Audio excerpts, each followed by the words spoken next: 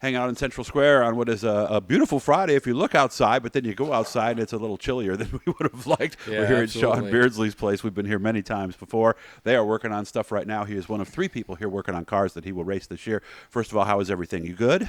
Yeah, everything's good. We're just getting ready for the season, and we've been waiting for things. I'm sure we're not the only ones, but so it'll be nip and tuck, but we should be there. What are we waiting on? Pretty much motors and just odds and ends of things. We get things as we get the money together for it. It's not like we just can just say, all right, we just need this and we're going to go get it. We usually have to, figure out what we need, and then we got to figure out how we're going to pay for it. So Okay. And then, it just takes time. And the biggest thing I think you're waiting on, you told me, is a small block, so we're not quite sure about the Fulton race in 2 weeks, are we?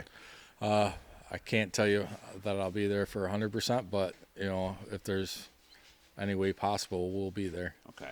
Could you race a big block this weekend if you had to? I think I could have raced Outlaw this weekend. But, Okay. I'm really going to concentrate on and focus on getting both my cars ready, and then I'll go racing.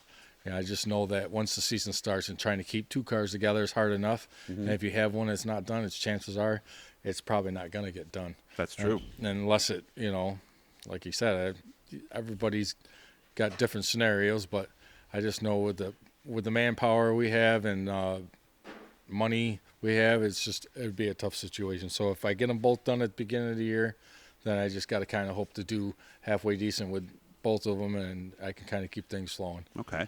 What's the plan for the big block?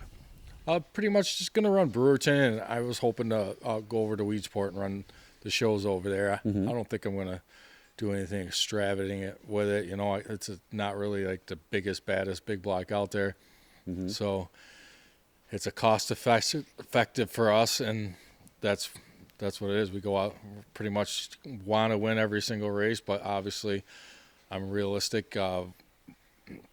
And I, just getting back in last year was a big learning curve for us on getting back to the cars, because when we ran before, we were on torsion bars, and it was always torsion bars. So going from the late model back to the modified was just pretty much a learning curve, because not everything from the late model actually worked on the modified. So as the year went on, I decided that I was going to try to get it back to closer to things that I understood with the late model, and we've done some things to the car to hopefully address those situations, and maybe it'll react a little more. Because I guess I didn't think much would carry over from a late model to a modified, or is it the coils that have made that possible?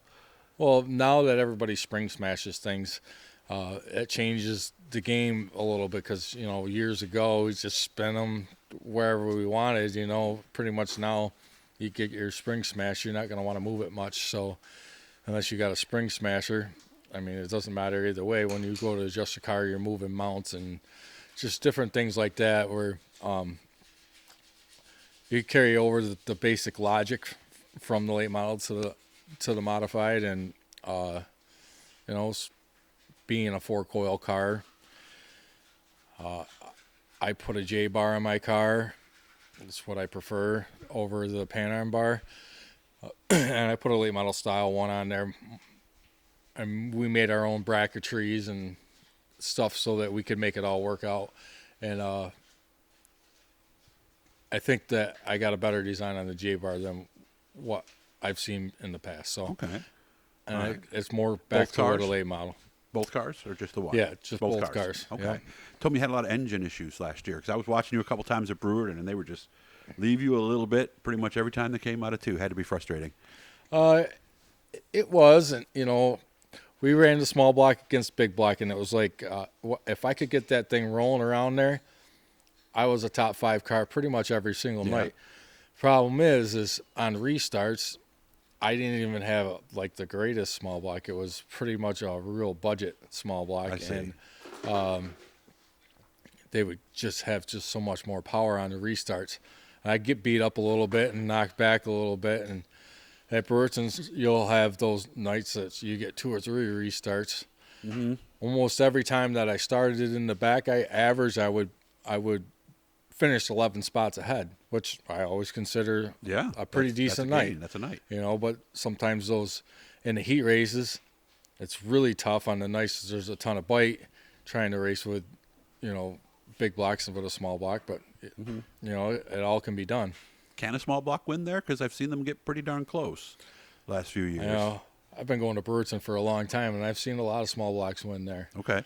Against big blocks, But the cautions have to fall just right to some degree too, don't they? Obviously, the less cautions, the better for the small block. I think that, like I say, you can get the momentum going around there pretty good with that small block. I think you can put down some good lap times, but it's just a stopping and going, and being in, I don't want to say heavy traffic, but, it's always kind of heavy traffic at Brewerton because it's a smaller track. Well, especially every restart when you go into turn one with a small block out front, where are they going to try to get you, right? Well, you've got to figure out how to hold it wide open. That's what you got to do. Yeah. So you spike the brake a little bit. Yeah, you got to brake a little bit and you can't get in there, right? You got to get in there. You got to have as much speed.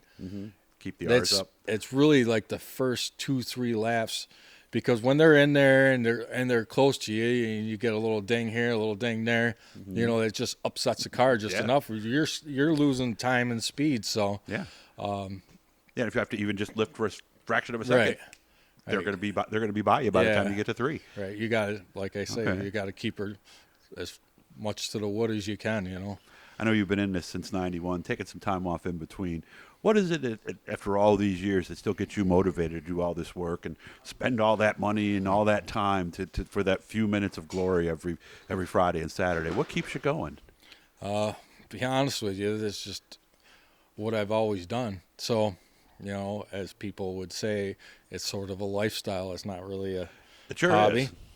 People go camping, people go snowmobiling, I go racing. Some people do all 3. I don't know. I don't know how they do that. I don't know how they do it either, because it takes everything I got to do the racing with the family, and it's just it's tough. I got 2 kids I kind of jiggle around. My son's in college. My oldest son's in college, so he's a teenager. Don't see him all that much, and he's in college. So the 2 younger ones, they got me running full throttle all the time. Well, I hope things go well for you, for all the work you put in. I hope you have success. And, what's the third car that's in here? Is that one you're fixing for somebody? Or is that one you're fixing for you?